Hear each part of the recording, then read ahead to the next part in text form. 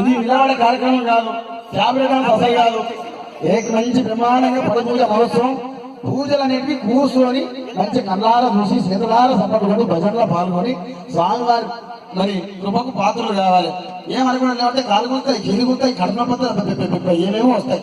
అందుకే ఇవన్నీ అవసరమా స్వామి మనకు? అదేనా? చూడు బంగారాలా కూర్చున్నాడు, బంగారు తాను. ఓకే స్వామి లేపుని వాయిస్ స్వామి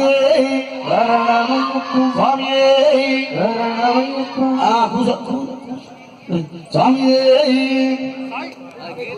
అందరం శ్రీశైలం పోయిద్దామా స్వామి? అందరం వస్తాం కానీ టికెట్ పెట్టుకుంటూనే వస్తాం. డబ్బులు ఎవరు స్వామి?